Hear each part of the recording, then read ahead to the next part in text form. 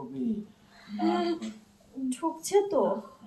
Pass করছে না অবশ্যই। কিভাবে পড়ে আমি আপনাকে দেখাচ্ছি। হ্যাঁ দেখান। আমি প্রথমে এভাবে খুলি বই, তারপর সুন্দর করে আপনার ছেলেকে কাছে চেপে নিই, যে বলি বাবা কাছে এসো, তারপরে সুন্দর করে বইটাকে ধরতে বলি, বই ধরতে বলি। ধরার পরে এইভাবে আমি তাকে আলতো করে আদরে রেখে আঙ্গুলটা আঙ্গুলে ধরে একেবারে বলি এ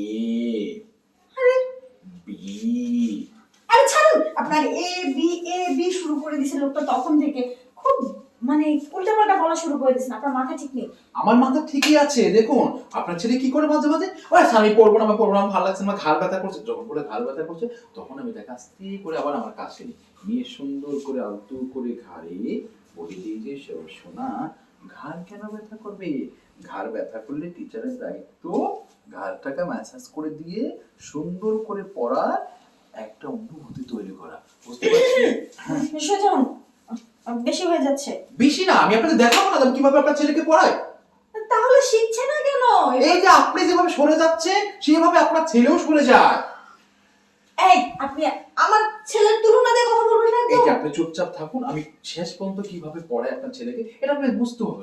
আচ্ছা ঠিক আছে বোঝান। হ্যাঁ তারপরে যখন সে বলে ঘাড় ব্যথা করছে তখন আমি ঘাড়গুলো এভাবে আস্তে আস্তে করে আলতো করে দিই, বলতে স্যার প্রচন্ড গরম লাগছে, তখন গা জামাটা খুলে দিই, এভাবে পড়ে যায়। তারপরে বেনি তখন কিছুক্ষণ পরে বলে স্যার এখন আমার শরীরটা শিহরিত হচ্ছে, তখন তাকে আমি সুন্দর এভাবে বুকের সাথে আগলে নিয়ে বলি যে পড়ো। বুঝেছি।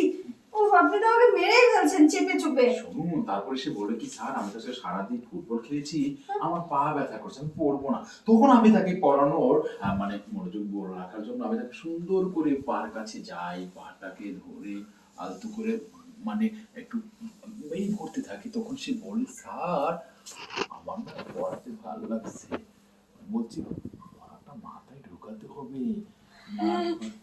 ঢুকছে তো। এই তো ঢুকবে পড়া। আপনি নড়বেন না, কথা বলবেন না। পড়ানোর সময় যদি বাড়তি কথা বলে তাহলে কিন্তু পড়া হয় না।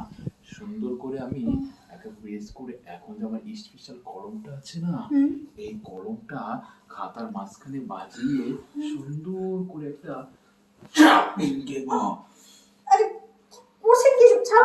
কলম দিয়েছি, কলমটা লিখতে হবে। আরে থামো না, নড়বে না। দেখুন এই যে কলমটা দিয়েছি না, এটা স্পেশাল কলম। এই কলম দিয়ে লিখলে কলমের যে কালিটা বের হয় সেই কালিটা খুবই দামি কালি।